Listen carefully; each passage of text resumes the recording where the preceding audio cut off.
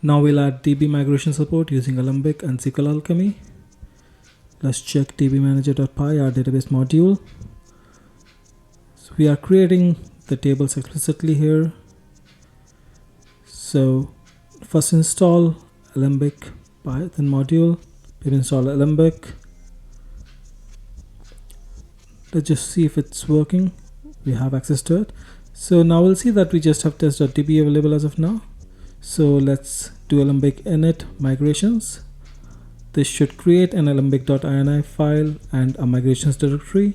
Alembic.ini manages the configurations for it, the SQLAlchemy database URL and other bits. And the migrations directory has an n.py, which actually manages the running of the migrations, generation of them. And the versions directory that it had would be where the generated migrations will be saved. So let's first check alembic.ini. It has a SQLAlchemy.url since we are using SQLite here.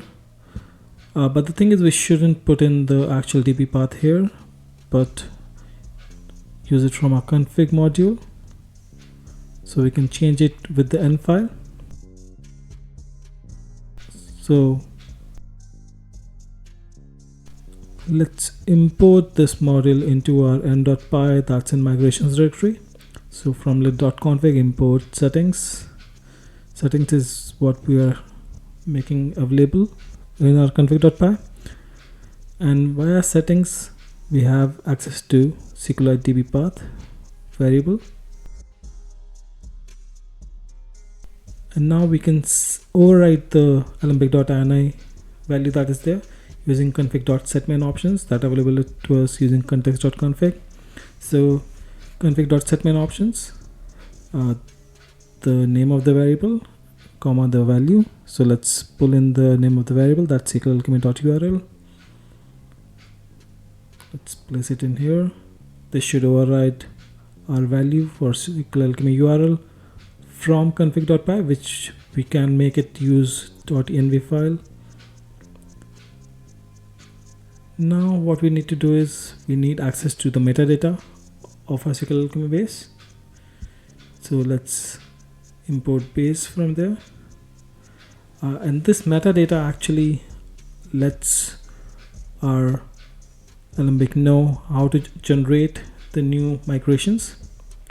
So base.metadata, and this targeted metadata gets passed to the online and offline migration generators. So now that we already have a cat.ini file and don't have a dev.db file as of now, so let's auto-generate the first migrations for this test. So alembic revision -- auto-generate. As you see, a file named 1f4, and it has a def upgrade and def downgrade, which has a create table users, and the downgrade has drop tables. So since we still don't have a dev.db, we can make use of our chat.env file environment variable, pass it the env file that we have, and apply the migrations using Alembic. So chat.env file is equal to present working directory /env alembic upgrade. Let's see what all it allows us to do. So we can pass it the revisions, which can be head or the direct revision of the file. So -SQL, let's just dump SQL of what it will be applying. When we remove -SQL, it will actually apply it. Now we should have the table created in dev.db. Let's just do a quick check. So we have a users table and we have an Alembic version table, which actually stores the current version that has been applied from the migration. As you'll see, it's the same. Now moving forward, let's make a change. So let's add an email field. We'll just tweak the size of it. Let's keep the other bits because we'll see some more issues with that. So Alembic revision --- auto-generate as before should generate a new migration for the field, but I need to pass the Chat file so it has access to the dev.db that it applied onto the earlier migration app. Now let's check this migration file that got created. As you see, it has an add column and a create unique constraint. Now when we try to apply it, we see there's a issue. The thing is, this issue is for SQLite specific. If you're not using SQLite, you shouldn't be seeing this issue. So the documentation tells us that if we have a migration with alter statements, we'll have to use batch alter table strategy. So let's copy it from here.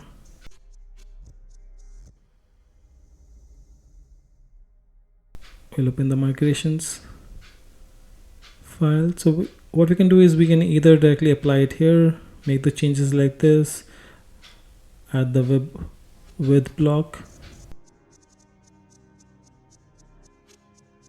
But the thing is, we won't be doing it like this. This is just to show that one of the way of doing it. Let's just finish. So this is what it would look if we were making change here.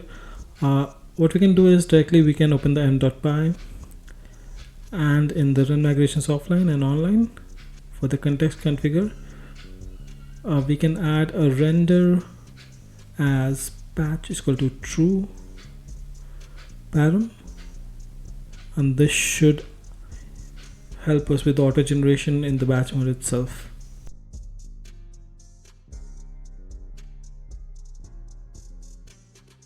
Let's save it. Let's clean the older migration that was there, and let's auto-generate it again. Now let's check the new auto-generated file.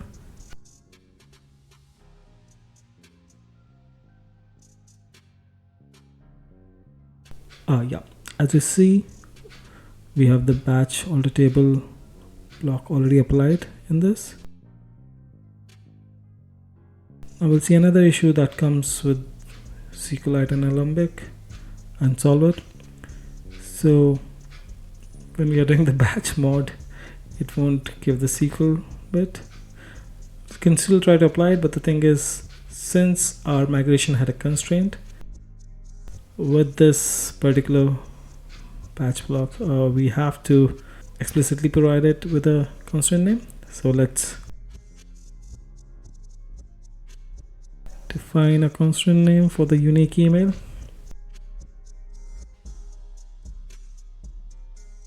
And we'll use this variable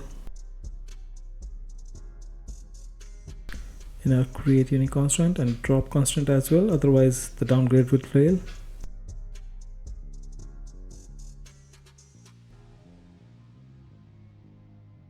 Let me fix this.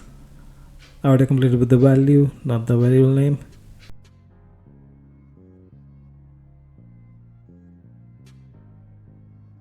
The SQL output is still not working, but the apply is.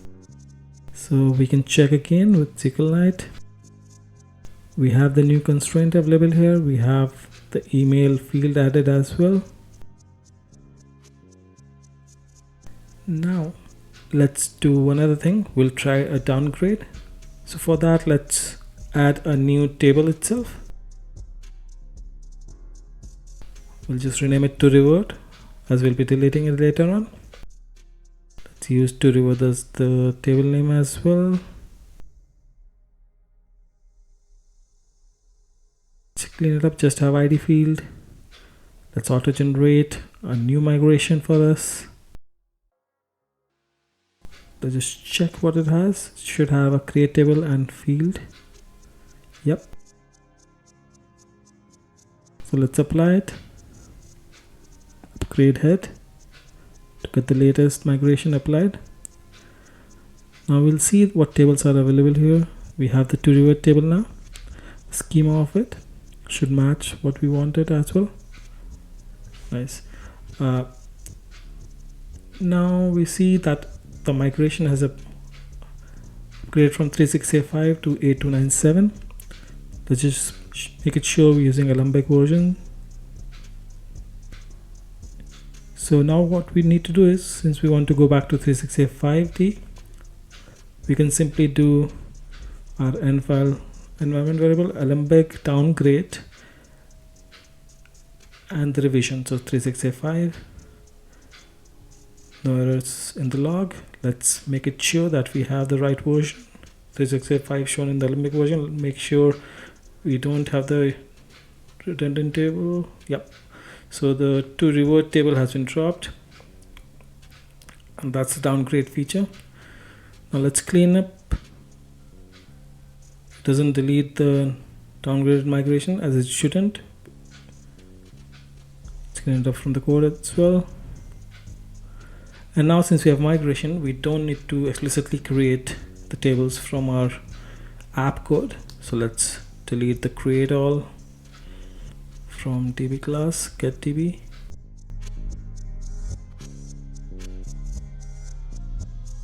More later.